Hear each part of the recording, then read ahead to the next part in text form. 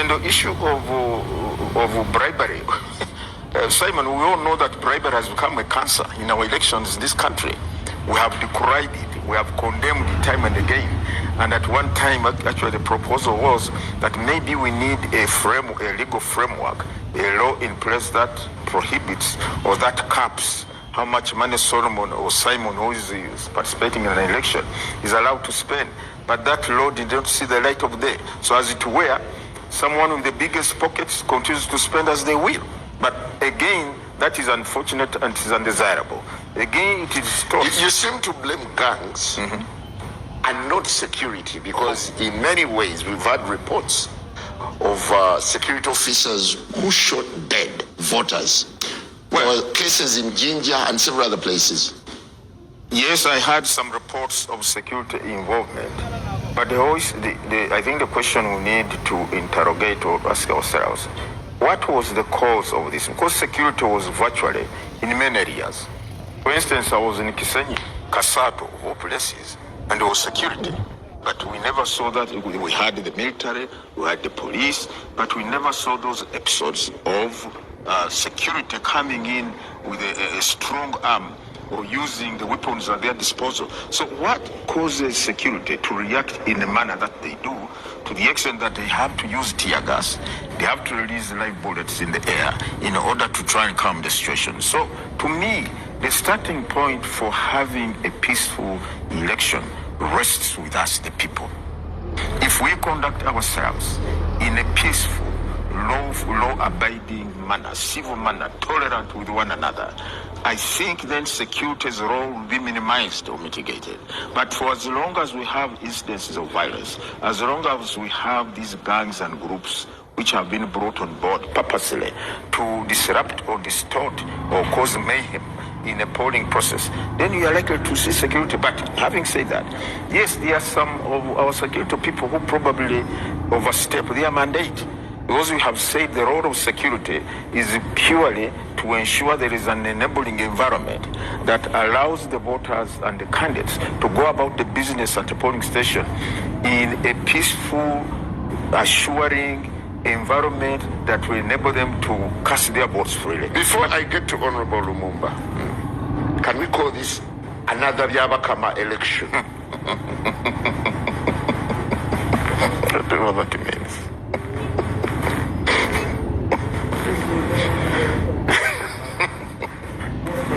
Well, Honorable Lumumba, in 2018, there was a crisis. We wanted to go for LC1 elections. There was no money. We opted for queuing. This time there was money. Still, government opted for queuing.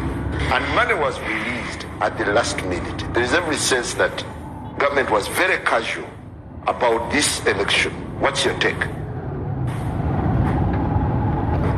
If you remember, the Electoral Commission made a budget.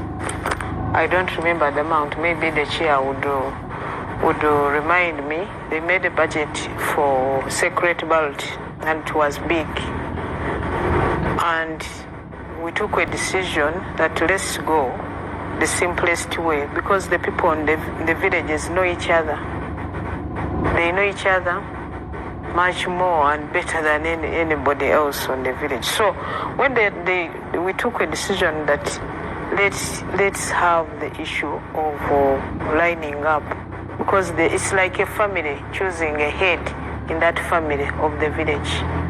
So that's when I think you came up with a budget of about how much? 56 billion, but I don't remember the original figure, which would have gone for secret ballot. So that decision was taken, and the resources were mobilized and released to the Electoral Commission for us to have this exercise. Because we didn't want to postpone this exercise. If you recall, we've kept postponing the elections of LC1 because we didn't want to have elections to interrupt and disrupt the government program, especially the parish development model. And that is the PDM, and that is what made the government to say, let's have elections at the same time, so that when we close the chapter of elections, we now go into service delivery. And it's the same principle or spirit that government took the decision for us also to push forward the elections for the women councils, which are also on together with LOC1. So the government did not behave casually, but government was looking at the size of the wallet vis-a-vis the demands on the wallet. Okay. To what extent? You asked a question before. Yes. Do you appreciate the criticality of an LC1 election? And do you feel it deserved more and better? The election for the LC1 is very important, and it is also defined in the laws, the law in the Constitution, but also the Local Government Act, because it defines, it gives roles to these offices of LC1. When you look at the chairperson LC1, is given the responsibility to be the one to mobilize members of his community or her community to support government programs, to make sure they all work together with the government in leadership to make the welfare of people better. But it also gives the responsibility of the LC1 to make sure there is defense in that place, in the village, but also gives the responsibility to recommend people who should join the forces, whether prisons or UPDF or prisons. They mobilize the parents or people to go for health care, immunization. So the responsibility to them is like you carry all of the work of the whole of government and put the responsibility on the shoulders of LC1 chairperson. So whatever is implemented and has the component of mobilization by central government and the local government, it is all now centered at the community level, and the powers are vested in the chairperson of the village. It's a lot of responsibility. So it is a very critical office in service delivery, and that is the unit, the most important unit of administration, because whether you want security, you won't keep it up here. It has to come down to the LC1. This election has had quite a number of postponements. Still, under the guise of there is no money. So even this time, government had no money, 8 years down the road. I said it's not, this time it wasn't basically because of money. I told you when their term ended, in between, that was in 2023, and this term had started in 2021 to 2026. So when their term ended, we were supposed to hold elections in 2023, but government kept postponing because we didn't want to disrupt the implementation of the parish development model and other programs, because the LC1, the LC2 has a very big role in these programs, and that's why we pushed it to the end of the term so that all elections are held at the same time. That's why you see we had presidential, parliamentary, local councils, and women councils, youth councils, PWDs. Now we are winding up with LC1s, LC2, and local women councils from the village up to the national level. Would it have been more plausible if we went for secret ballot? It would have been, but the issue is resources. Because remember, we've just come from the general elections. How much did we spend in the general elections?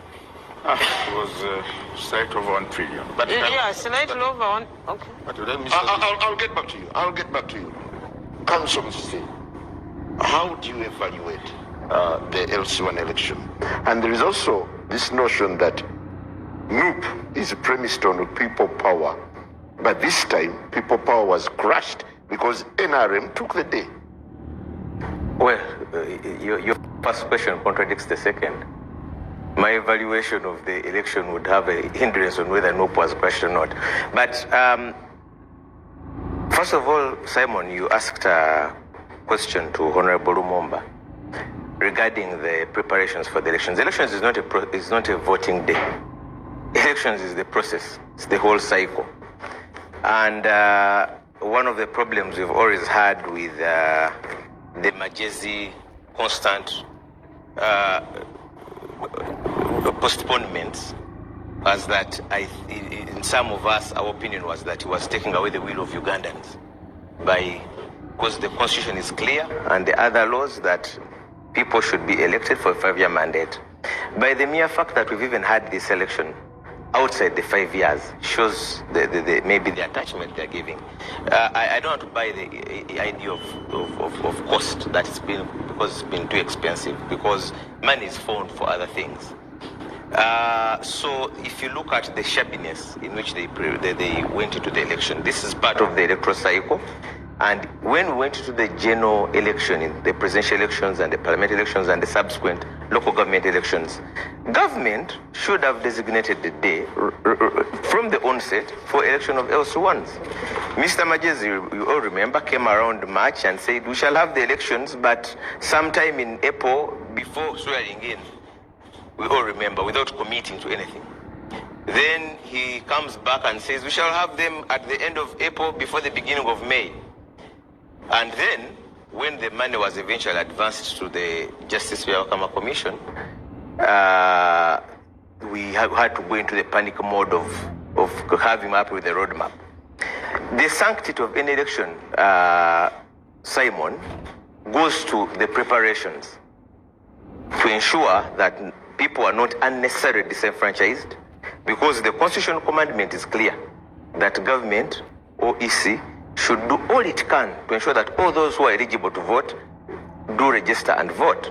Now, because of the hurried roadmap, we had to do a small window of registration for eligible voters of 5 days, Monday to Friday, 9 a.m. to 4 p.m. That naturally disenfranchises some people. Those who work between those hours, those who are supposed to be at Next Media between 8 and 5, were naturally disenfranchised because you couldn't go back to Bamtakude and register and come back on time within the 5 days. So if you are analyzing the election, you don't analyze the election day. Of course, when it goes to election day, there were in many places the election went peacefully. In many places there were incidents. In Chira, out of the 54 villages or cells, the election had to be repeated in about 10. That is almost 20%. And I'm giving that as an example. Why was it repeated? Because of the usual incidents. On one occasion, a presiding officer comes and counts on the one line, then then he runs away. That happened in 3 villages before counting the other 2 lines. So whereas there are these other ugly incidents we've had from elsewhere, like the chairperson was talking about, like we had about some place where a drone came, and those incidents where security directly involved themselves. But there are also other recurrent issues that are attributable directly to the Electoral Commission and the officers. Yeah, but Justice Byabakama is just thumping. He says it is an election. He would proudly write home about. Yes. Overwrite, actually. Yes. Justice Byabakama was the organizer. Is there a chef who says their food is bad? Would you seek a sober review of this program when you're asking Simon? You need an independent analyst. So the issue is, Simon, that if you have to look at it from a quantitative point of view, like Justice Byabakama is, it was a success, because it will tell you out of 71,000 villages, the election went peacefully in 70,000. However, if you have to look at it qualitatively, that was it sufficient that even one Ugandan or even one village had to, because like I said, some of these incidents that led to the postponement of the elections were predictable. Some of the things that we've been talking about over and over again. And the mere fact that we've not found a solution for them, it means that it's a problem. Again, Honorable, as I move to Honorable Otto, Loop performed dismally in the LC1. How did it perform? Generally, 80% went to NRM. Using what statistics?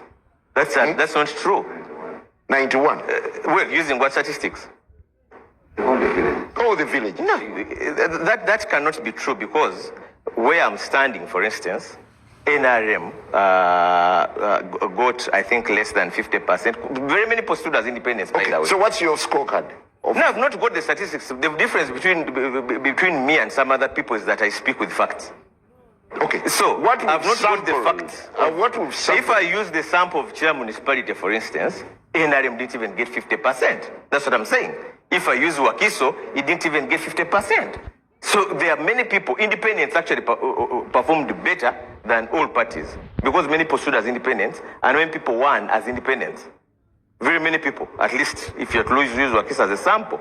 So I want to get the facts before I speak. Honorable Otto, you've been through a number of elections. How will this one go down in the annals of history? Actually, all the elections I've gone through when Justice Byabakama has been the chairman of the Electoral Commission, I've lost all of them. I've lost all of them. So I'm now in prayers that maybe he leaves the office before or I leave the profession. And most of my losses are attributed to the Electoral Commission. The last one, the difference was 26 votes. The chairman did not train their staffs well. The law calls for mandatory recount. I raised my hands before the results were declared that please recount. They refused. I lost 26 votes. The previous one, the MP had not resigned. I even wrote to them that this one has been drawing salary. The Electoral Commission turned a blind eye. But life has to continue. I only hope we live long enough to see the verdict history will give. But be it as may, this LC election was a success, in my opinion. To have elections in 71,000 villages is a very ambitious project. It's a very ambitious project that to that extent, we should try to give credit to the Electoral Commission where it is due. That is my honest opinion. But you see, if you live out of Uganda for long, like some of us did, there are 4 things that Uganda is recognized worldwide for. 1, Idi Amin. Actually, Idi Amin has marketed Uganda more than anything else. 2 is the Nile, the River Nile. 3, the local council elections. The LC system, the whole world is interested in understanding. And 4, our fight on HIV/AIDS. That we defied global statistics. Uganda was like a success story.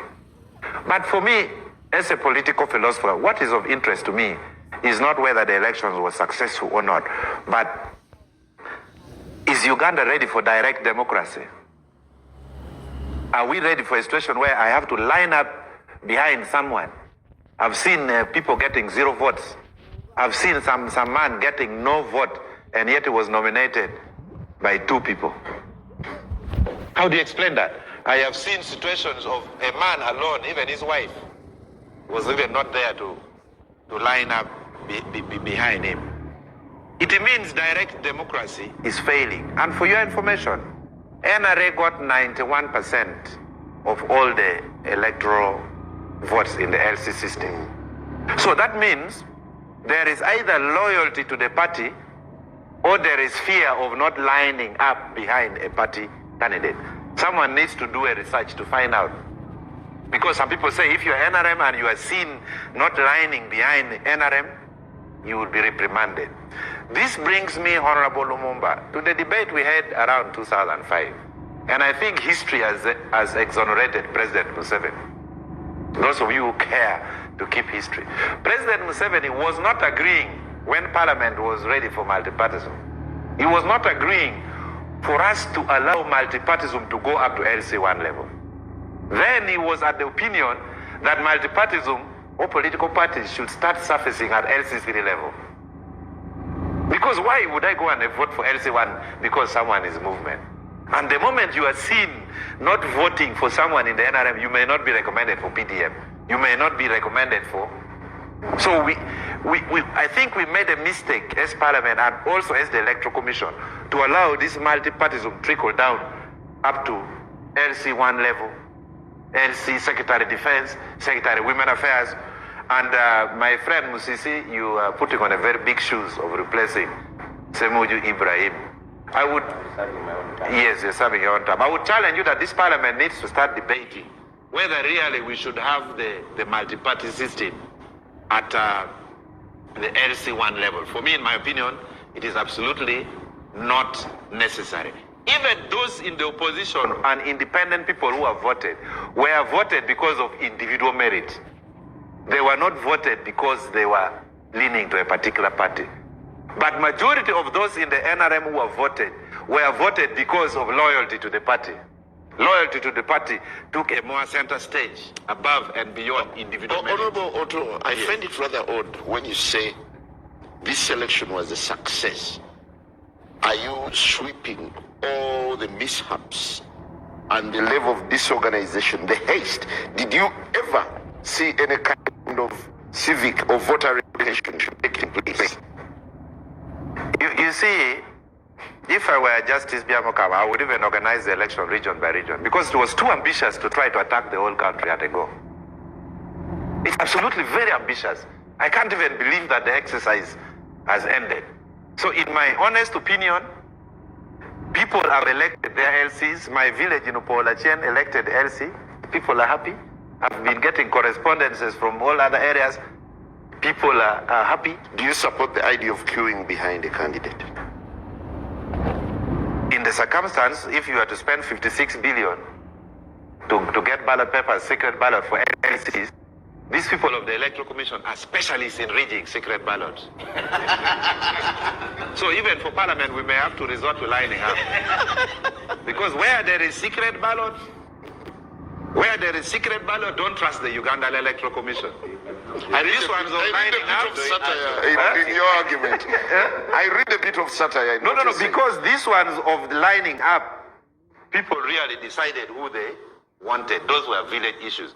If we had secret ballots, the Electoral Commission would be given a preferred list, the way they were given in the last parliament, that we don't want this one back, we don't want this one back.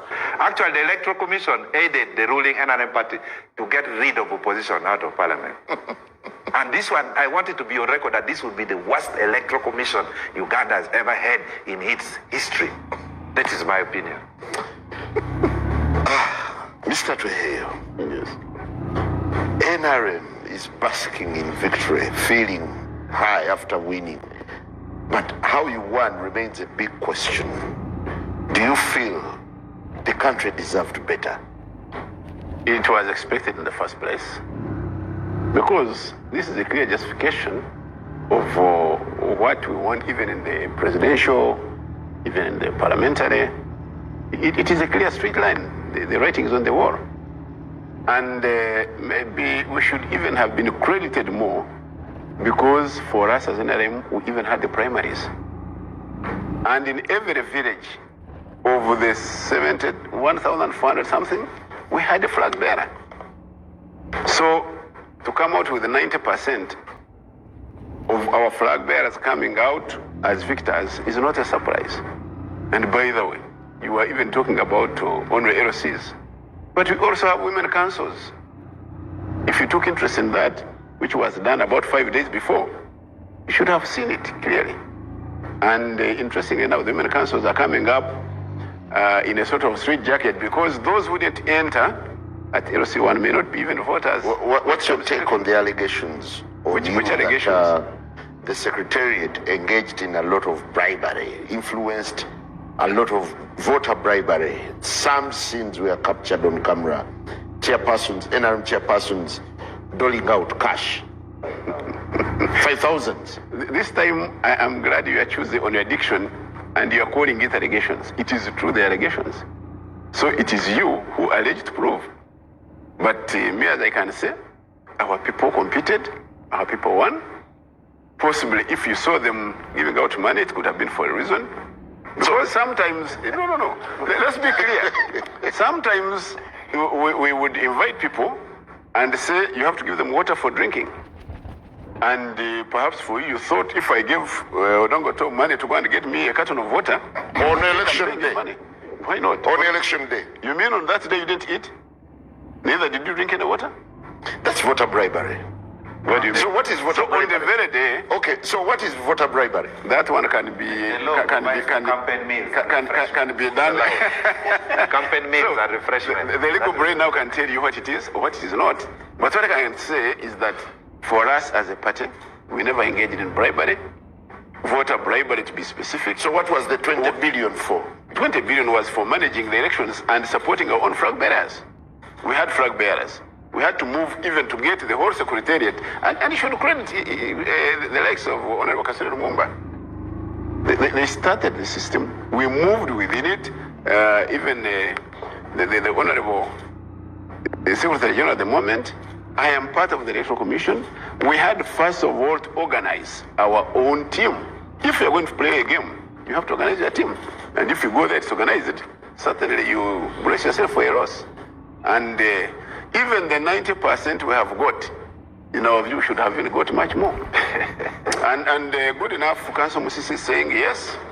Some of the other people who you saw in, not necessarily as a no point other, came out as independent. What does that tell you? If they were inclining the other end, what stopped them from coming up as the real party flag bearers? It means even those who came as independents, if you were to verify them, some of us could have been our own people who came up because they didn't have the opportunity to come as flag bearers and made it. So if, by the way, you were to look at independents critically, the total number of independents in all villages, and you look at them and say, this is so and so, this is so and so, you'd be surprised to find that NRM won more than 95%. Okay, do you find it logical to celebrate an election that was marred by violence, massive violence, rigging, threats from security? Those elements you are alleging were scattered in many areas. They were not... Maybe they aided your victory. They were not concentrated, not necessarily, because who were fighting? Can you just fight because for you on camera? Who were those fighting? Can't we say for real that those who are fighting were those who were against us and didn't want elections to take place? But regardless of that, we made it. Do you vouch for... So having struggled through that confusion, that fight, and made it to this end, I think you should credit us. Would you vouch for this system to be the new norm, where people have to queue? Yes. To replace secret ballot? Yes, I could vouch for that because we have used it in our own primaries for NRM, even up to parliamentary level. We have tried to get that. We have moved the villages to get that done. We did our primaries. And as I've told you, we had been there, just been there for our primary elections. And by the way, even for the next level for the women councils and LC2s, tomorrow we are setting our own primaries and getting our own flag bearers to move up. Okay, Solo, you are right in the kitchen. How tough was it for you? And what does this election mean to you? We are waiting for swearing in, but the presiding officer declared me the winner by 1 vote. But thank you for having me on the front line. By 1 vote? Yeah, it was cutthroat. But let me just speak to what really my involvement in the LC1 election, you know. If you could just hold it just a second. Justice Byabakama. Yes, sir. What happens when someone wins by just 1 vote? Doesn't that call for a recount? Well, the law provides that if the margin is less by 50 votes, then that calls for an automatic recount. So you shouldn't celebrate At yet? the instance of the runner-up, if he says, I want to recount, There's no petition against you. But you see, the beauty is that the LC system is funny because they give you, you know, a card. It's called what? A voter slip? A voter slip. So when you give your voter slip, they count you. And then it's easy because then you just count the slips that have been provided. But let me just give you a classic example of, you know, my thought during these electoral processes. I think the first thing is that there's been a general undermining of the LC1 chairmanship amongst all Ugandans. So people think that the LC1 should be the drunkards, the be4 dropouts, those that, you know, it's The lowest of... the lowest of community. And I think that's being naive, because villages are the smallest components of the nation, and therefore we need to govern them with people who are able to govern the villages. And with this I mean, if you can't manage corruption at the village level, then you can't catch it at the parish level, and you can't catch it at the constituency level, at the sub-county level, and you can't catch it at constituency level, and you think you'll catch it at the district level with the Auditor General. Okay. So when I participated in this election, it was really interesting. But I think there are some critical things that the Electoral Commission needs to work on. I think the first thing is the registration of voters in the village voters register. So what we saw in many constituencies is they bring people who are not from the village and they register them in the voters register. Did it happen in Bamutakude? Yes, it did.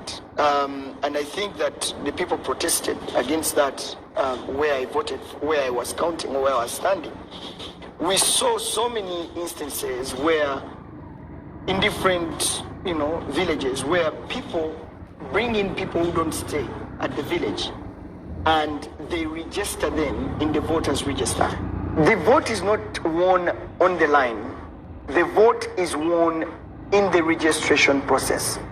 Now, the problem is that many of our villages don't have, in many of the villages, we don't have village IDs. In the past, we used to have village IDs that identify you, that I am from Bamutakude village. And this is my number. And this is my number, my village number. Currently, we have the national IDs, but they do not specifically point to where I am from, Bamutakude. So in my village, where I am the LC1, we're going to give my people village IDs that specifically points to the fact that they are villagers. Because how best can we cap this? And this problem also goes at national level.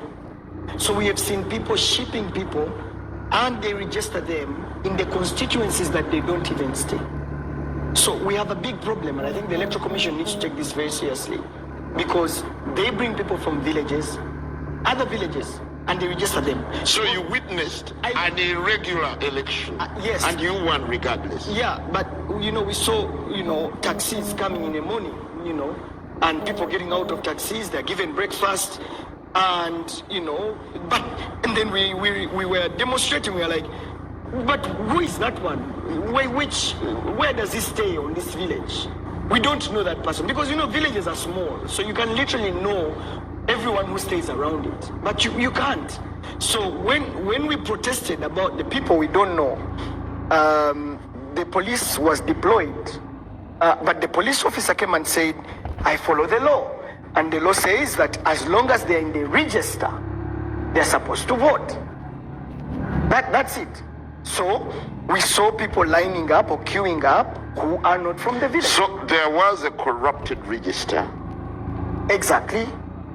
Because, you see, and that's the thing. So I don't know what Justice Byabakama is going to talk to us about, how they're going to manage that.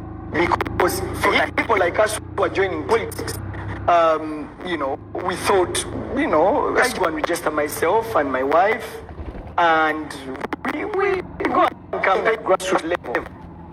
You can easily, lose an election because you know how the politics play. The vote is not won at the registration. Vote is won at the registration process. So the entire process, in your opinion, was flawed to the end. No, I just wanted to highlight that, because you see, I'm giving you experience of what I saw.